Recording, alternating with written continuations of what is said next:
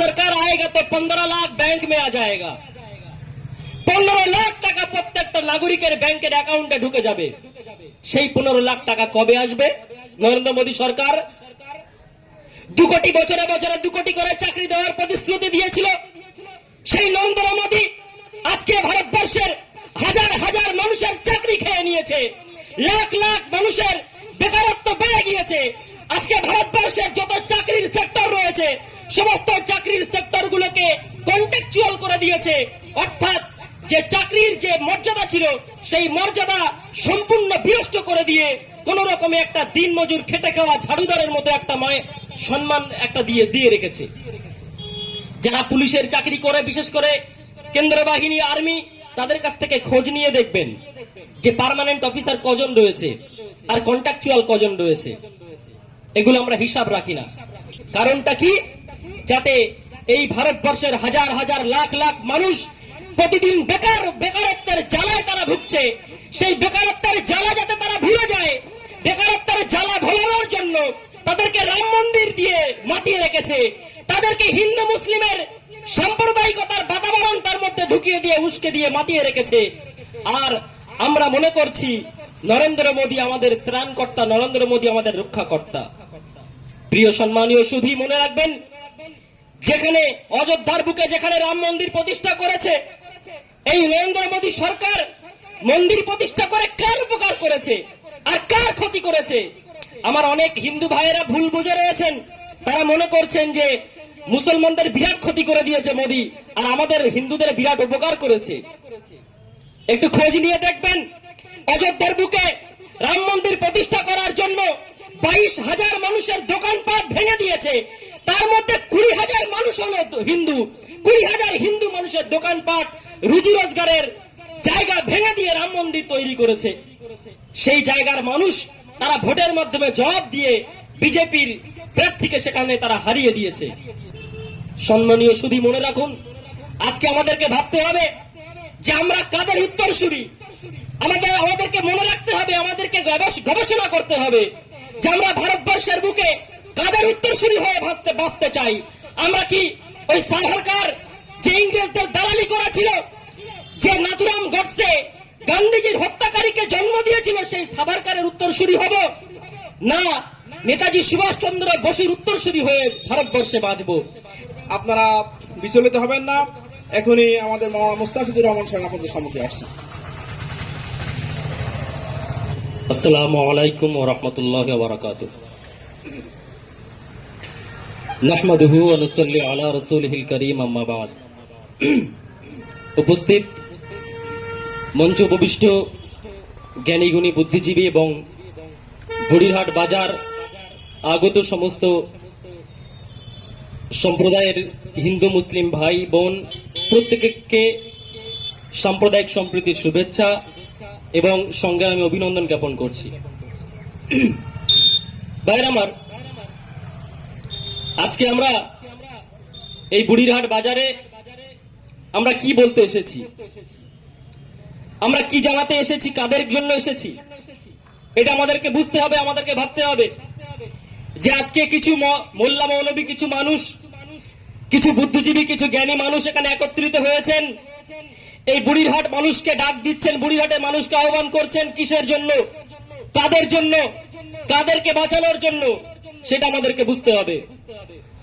সম্মানীয় সুধী, আজকে এই ভারতবর্ষের বুকে আমার পূর্বে বক্তব্য রাখছিলেন জনাব হযরত পীরজাদা হাফেজ মাওলানা হাসানুজ্জামান আজিজি সাহেব। ভাইজান অনেক গুরুত্বপূর্ণ তথ্য সহকারে আলোচনা করেছেন, তার মধ্যে থেকে কয়েকটা তথ্য আমি আপনাদের সম্মুখে বলছি।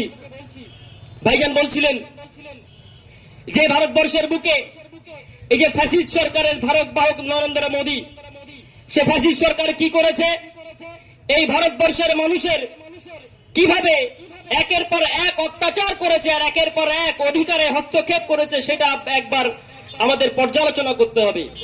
ওয়াকফ সংশোধনী, ওয়াকফ যে কালা কানুন আইন তৈরি হয়েছে, সেই ওয়াকফ কালা কানুন আইনের কথা তো বলবো, তার সাথে সাথে বলবো যে এই ভারতবর্ষের যে ফ্যাসিস্ট সরকার, এই যে নরেন্দ্র মোদীর সরকার, এ শুধুমাত্র ওয়াকফ কালা কানুন নিয়ে আসেনি, এর কালা কানুনের যে লম্বা ফিরিস্তি রয়েছে সেই ফিরিস্তি প্রত্যেককে পর্যালোচনা করতে হবে, প্রত্যেককে ভাবতে হবে যে আজকে আমাদের অবস্থান কোথায়, আমরা কোথায় অবস্থান করছি এবং কার রাজত্ব অবস্থান করছি এবং আমাদেরকে ঘুম ভাঙাতে হবে কিনা। প্রিয় ভাইরা আমার বলে রাখুন, এই নরেন্দ্র দামোদর দাস মোদী 2020 সালে যে করোনা প্যান্ডেমিক হয়েছিল, সেই করোনা প্যান্ডেমিকে কোন পরিকল্পনা ছাড়া 24 ঘন্টার মধ্যে লকডাউন ডেকে দিল। কি জন্য লকডাউন ডেকেছিল?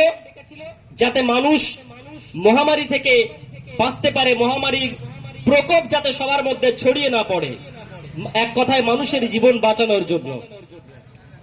কিন্তু নরেন্দ্র মোদী কি করেছে?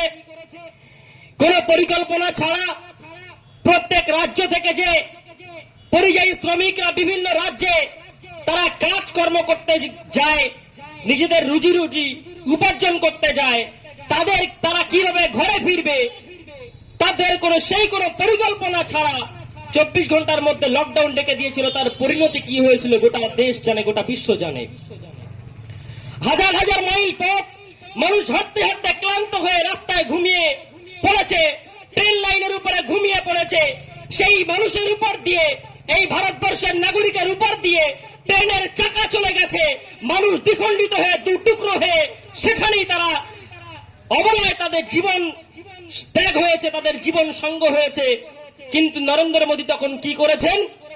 এই ভারতবর্ষের মানুষের এই হত্যা লীলায় আনন্দিত হয়ে আকাশ থেকে হেলিকপ্টারে করে ফুল বর্ষণ করেছেন। একবার চিন্তা করতে পারেন কতটা অমানবিক হতে পারলে এইরকম কাজ করতে পারে? একবার চিন্তা করতে পারেন কতটা নির্লজ্জ সরকার হলে এইরকম কাজ করতে পারে? এই নরেন্দ্র মোদী সরকার বিনা পরিকল্পনায় নোটবন্দি করে দিল। নোটবন্দি করে কি করেছে? বলল যে এই দেশের অনেক কালো ধন রয়েছে, যে সমস্ত কালো ধন রয়েছে সেই কালো ধন ব্ল্যাক মানি গুলোকে আমরা নোটবন্দির মাধ্যমে দেশে আবার ফিরিয়ে আনবো। কিন্তু লক্ষ্য করলে ফলাফল কি দেখা গেল? ফলাফল দেখা গেল নোটবন্দির কারণে এই আমার আপনার মতো সাধারণ খেটে খাওয়া দিন মজুর, মধ্যবিত্ত, নিম্ন মধ্যবিত্ত মানুষেরা ব্যাংকে লাইন দিয়ে দিয়ে দিনের পর দিন তাদের জীবন বিপন্ন হয়েছে কিছু পয়সা টাকা তোলার জন্য এবং কিছু টাকা জমা দেওয়ার জন্য। কিন্তু যারা কোটি কোটি টাকা ব্ল্যাক মানি, যারা এই কালো ধন যারা এই দেশের থেকে লুট করেছিল, তাদের সেই কালো ধন আজ পর্যন্ত নরেন্দ্র মোদী সরকার ফিরিয়ে আনতে পারলেন না এবং তার কোনো রিপোর্ট কোনো অফিসিয়ালি ভাবে কোনো পেশ করেননি আজও পর্যন্ত। তাহলে কি করেছেন? এই দেশের মানুষকে বুঝতে হবে যে আজকে নরেন্দ্র মোদী সরকার এই ভারতবর্ষের বুকে যখন ক্ষমতায় আসার জন্য মানুষকে যখন লোভ দেখিয়েছিল, সর্বপ্রথম লোভ দেখিয়েছিল যে हमारा सरकार आएगा तो 15 लाख बैंक में आ जाएगा, 15 লাখ টাকা প্রত্যেকটা নাগরিকের ব্যাংকের অ্যাকাউন্টে ঢুকে যাবে। সেই 15 লাখ টাকা কবে আসবে? নরেন্দ্র মোদী সরকার 2 কোটি বছরে বছরে 2 কোটি করে চাকরি দেওয়ার প্রতিশ্রুতি দিয়েছিল। সেই নরেন্দ্র মোদী আজকে ভারতবর্ষের হাজার হাজার মানুষের চাকরি খেয়ে নিয়েছে, লাখ লাখ মানুষের বেকারত্ব বেড়ে গিয়েছে। আজকে ভারতবর্ষের যত চাকরির সেক্টর রয়েছে সমস্ত চাকরির সেক্টরগুলোকে কন্ট্রাকচুয়াল করে দিয়েছে, অর্থাৎ যে চাকরির যে মর্যাদা ছিল সেই মর্যাদা সম্পূর্ণ বিনষ্ট করে দিয়ে কোন রকমে একটা দিন মজুর খেটে খাওয়া ঝাড়ুদারের মতো একটা সম্মান একটা দিয়ে রেখেছে। যারা পুলিশের চাকরি করে, বিশেষ করে কেন্দ্র বাহিনী, আর্মি, তাদের কাছ থেকে খোঁজ নিয়ে দেখবেন যে পার্মানেন্ট অফিসার কজন রয়েছে আর কন্ট্রাকচুয়াল কজন রয়েছে, এগুলো আমরা হিসাব রাখি না। এই ভারতবর্ষের নরেন্দ্র দামোদর দাস মোদী, এই মোদী সরকার কি করেছে? মানুষের মাঝে একের পর এক যখন মানুষের এই ভারতীয় নাগরিকদের মাঝে তাদের অধিকারের উপরে হস্তক্ষেপ করেছে, ভারতীয় নাগরিকদের মাঝে যে স্বাধীনতার আমল থেকে, স্বাধীনতার প্রাক্কাল থেকে যে সাম্প্রদায়িক সম্প্রীতির যে বাতাবরণ ছিল, সেই সাম্প্রদায়িক সম্প্রীতির বাতাবরণ নষ্ট করে হিন্দু মুসলমানের যে উস্কানি, হিন্দু মুসলিম এইরকম সাম্প্রদায়িকতা লাগিয়ে মানুষের মাঝে বিভেদ ঘটিয়ে মানুষকে মাতিয়ে রেখে দিয়েছে। কারণটা কি? যাতে এই ভারতবর্ষের হাজার হাজার লাখ লাখ মানুষ প্রতিদিন বেকারত্বের জ্বালায় তারা ভুগছে। সেই বেকারত্বের জ্বালা যাতে তারা ভুলে যায়, বেকারত্বের জ্বালা ভোলানোর জন্য তাদেরকে রাম মন্দির দিয়ে মাতিয়ে রেখেছে, তাদেরকে হিন্দু মুসলিমের সাম্প্রদায়িকতার বাতাবরণ তার মধ্যে ঢুকিয়ে দিয়ে উস্কে দিয়ে মাতিয়ে রেখেছে। আর আমরা মনে করছি নরেন্দ্র মোদী আমাদের ত্রাণকর্তা, নরেন্দ্র মোদী আমাদের রক্ষাকর্তা। প্রিয় সম্মানীয় সুধী, মনে রাখবেন, যেখানে অযোধ্যার বুকে যেখানে রাম মন্দির প্রতিষ্ঠা করেছে, এই নরেন্দ্র মোদী সরকার মন্দির প্রতিষ্ঠা করে কার উপকার করেছে আর কার ক্ষতি করেছে? আমার অনেক হিন্দু ভাইয়েরা ভুল বুঝে রয়েছেন, তারা মনে করছেন যে মুসলমানদের বিরাট ক্ষতি করে দিয়েছে মোদী আর আমাদের হিন্দুদের বিরাট উপকার করেছে। একটু খোঁজ নিয়ে দেখবেন, অযোধ্যার বুকে রাম মন্দির প্রতিষ্ঠা করার জন্য 22,000 মানুষের দোকানপাট ভেঙে দিয়েছে, তার মধ্যে 20,000 মানুষ হলো হিন্দু। 20,000 হিন্দু মানুষের দোকানপাট, রুজি রোজগারের জায়গা ভেঙে দিয়ে রাম মন্দির তৈরি করেছে। সেই জায়গার মানুষ তারা ভোটের মাধ্যমে জবাব দিয়ে বিজেপির প্রার্থীকে সেখানে তারা হারিয়ে দিয়েছে। সম্মানীয় সুধী, মনে রাখুন, আজকে আমাদেরকে ভাবতে হবে যে আমরা কাদের উত্তরসূরি। আমাদেরকে মনে রাখতে হবে, আমাদেরকে গবেষণা করতে হবে যে আমরা ভারতবর্ষের বুকে কাদের উত্তরসূরি হয়ে বাঁচতে চাই। আমরা কি ওই সাভারকার যে ইংরেজদের দালালি করেছিল, যে নাথুরাম গডসে গান্ধীজির হত্যাকারীকে জন্ম দিয়েছিল, সেই সাভারকারের উত্তরসূরি হব? না, নেতাজি সুভাষচন্দ্র বসুর উত্তরসূরি হয়ে ভারতবর্ষে বাঁচবো।